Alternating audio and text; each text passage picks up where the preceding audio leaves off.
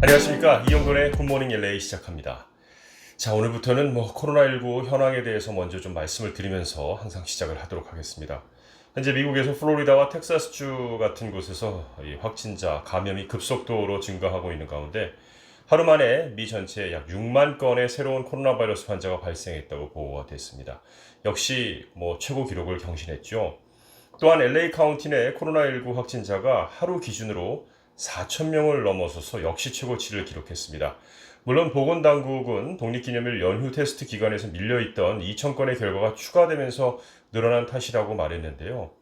2,000건이 늘어났어도 4,000건이 한꺼번에 보고가 됐다는 것 자체 정말 너무너무 놀라운 숫자입니다. 사망자가 46명이 추가가 돼서 총 3,579명이 LA 카운티에서 단독으로 코로나19 감염으로 목숨을 잃었습니다. 참고로 LA 카운티가 1,000만 명이 살고 있는 곳입니다. 근데 이게 심각한 건 입원율입니다. 보건당국이 현재 1,969명이 입원 중이며 지난 7월 1일 이후에 입원율이 계속해서 오르고 있고 코로나19 검사 대비 양성 반응 비율도 9.2%로 다시 상승세라고 하고 있습니다. 누적 환자를 연령대별로 구분을 해보니까 18세에서 40세 사이가 49,445명으로 가장 많았고요. 41세에서 65세 사이가 41,294명, 거의 비슷한 숫자입니다. 그리고 65세 이상이 14,638명이 걸렸고요. 17세 미만은 8,647명 순입니다. 자, 그런데 LA에서는 코리아타운이 이제 LA 카운티 안에 있고요. 제2의 한인타운이 된 곳이 플루턴 그리고 베나팍 이 지역이 한인들이 굉장히 많이 살고 있는데 총인구수 300만 명의 오렌지 카운티가 심상치 않습니다. 비교적 환자 수가 많지 않았던 곳인데요. 최근 이틀 연속으로 1,000명을 넘어섰습니다. 이로써 오렌지 카운티 누적 감염자 숫자가 18,892명이 됐고요. 오렌지 카운티에서는 어제 3명이 숨져서 코로나19 누적 사망자 숫자가 369명이 됐습니다. 어쨌든 독립기념일 연휴 기간 감염자들 수치가 나올 앞으로 일주일 정도까지는 신규 감염자 숫자 증가세가 높게 유지될 것이라고 분석되고 있습니다. 경제 재가동이 너무 빨리 이루어졌다고 생각을 하고 입원 환자가 급증함에 따라서 나도 코로나19에 감염될 수 있는 거 아니야 하는 우려의 여론조사 결과가 나왔는데요. 1,156명을 대상으로 조사를 했습니다. 집에 머무라는 명령이 너무 빨리 완화됐다고 생각하는 주민이 52%, 시기가 적절한 조치였다고 생각하는 주민이 27%, 너무 느리게 완화됐다는 주민이 18%였습니다. 특히 인종별로도 흑인은 71%가 너무 빨리 리오픈됐다고 생각하고요. 라티노와 백인은 한 50% 정도 였고요. 그런데 여기서 제일 중요한 건 정치 성향입니다. 민주당 성향이 73%가 리오픈이 너무 빨랐다고 생각한 반면에 보수 성향은 37%가 너무 느렸다고 응답을 했습니다. 그런가 하면 전체 응답자 77%는 본인이 또는 가족이 코로나19에 감염될까 걱정하는 것으로 조사가 됐습니다.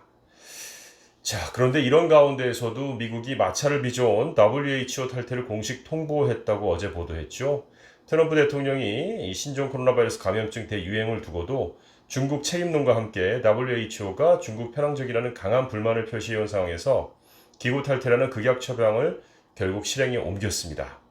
근데 이게 이제 탈퇴 완료까지는 1년의 시간이 필요하고요. 11월에 다시 대통령이 뽑힌다면 이게 어떻게 될지 모르는 변수가 참 많은 거죠. 트럼프 대통령이 WHO 탈퇴 통보는 무책임한 행위라는 지적과 함께 자신이 코로나19 유행에 제대로 대처하지 못했다는 비난 여론의 화살을 돌리려는 것으로 한다는 비판도 있긴 한데 민주당의 대선 후보인 조 바이든 전 부통령이 11월 대선에서 승리할 경우 대통령으로서 첫날 나는 WHO에 재가입하고 세계 무대에서 우리의 지도력을 회복할 것이라고 공언을 했는데요. 이것은 좀 더 지켜봐야 될 것 같습니다. 코로나19 사태에 대응하기 위해 시행한 대규모의 경기부양책 덕에 취약계층의 생계 타격이 좀 적어졌다라는 연구 결과가 나왔습니다. 연구진은 코로나19가 한참 확산하던 지난 4월과 5월에도 빈곤율이 다소 떨어졌으며 팬데믹 이전부터 이어져온 빈곤율 감소세가 유지될 것이라고 분석했는데요. 아마도 슈퍼 부양책이 주요한 게 아니냐라는 생각입니다. 주로 경기 침체 때는요. 가계소득이 줄어서 빈곤율 악화로 이어지는데 이번에는 정부 부양책에 힘입어서 가처분 소득이 증가했다고 설명했습니다. 투자은행 골드만삭스는 실업급여 외에 지급되는 실직 수당으로 인해서 올해 가계 가처분 소득이 약 4% 증가할 것이라고 전망을 했습니다. 자, 이렇게 4% 증가한 것이 다 좋은 것만은 아닌 게 지금부터 잘 들으십시오. 경기부양현금과 달리 이 실업수당은 세금으로 간주되니까 과세 대상이 되는데요. 6월 말 현재 실업수당의 수혜를 받고 있는 미국 내 실직자의 수가 3,400여만 명입니다. 이것은 미국의 직장 생활을 하는 사람들 5명 중 1명꼴로 실업수당을 받는다는 결과인데요. 실업수당을 비과세 수혜로 오인해서 원천 징수를 하지 않은 수혜자들이 많아 자칫 내년도 세금 보고 시에 세금 폭탄을 맞을 수도 있다는 우려가 제기되고 있습니다. 성인 한 명당 $1,200의 현금이 지급된 경기부양지원금 스티뮬러스 체크하고 Unemployment Insurance를 혼동하시면 안 된다는 얘기입니다. 계산을 좀 해보겠습니다. $600 연방정부 지원금하고 또 주별로 지급하고 있는 실업수당이 있는데 29주 이상 장기간 받게 되면 이 모든 돈이 한 $10,000불 정도를 넘기게 됩니다. 또 여기에다 다른 수입이 생기고 이러면 실업수당에 대한 미납 세금과 지연 이자가 예상보다 커질 수 있다는 거죠. 그래서 실업수당에 대한 세금을 납부하는 것이 이제 한 3가지 방법으로 준비를 하시면 되는데 원천 징수를 하는 방법입니다. 세금 떼고 받는 거죠.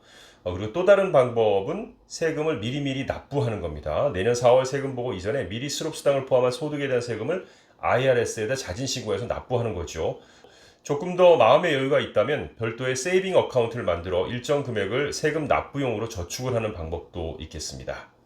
근데 이 세금은요, 일단 뭐 다 돈 쓰지 않고 내면은 큰 문제가 없는 겁니다. 돈을 안 냈을 경우에 문제가 생긴다는 거고, 생각을 못 했을 경우에 돈을 준비하는 데에 시간이 걸린다는 얘기가 되겠지만, 여러분, 이거 외에 생각해야 될 거 지금 잘 전문가들도 얘기를 하지 않고 있는 부분인데요.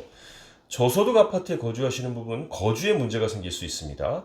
메디칼, 즉 전국적으로는 메디케이드라고 부르는 것을 받는 분들한테도 문제가 생길 수가 있습니다. 커버드 캘리포니아, 오바마라고 하죠. 캘리포니아에서는 아직도 그대로 시행하고 있습니다. 이 커버드 캘리포니아 돈 엄청 내셔야 될 수도 있습니다. 그리고 자녀들의 FAFSA에 영향을 미칠 수도 있습니다.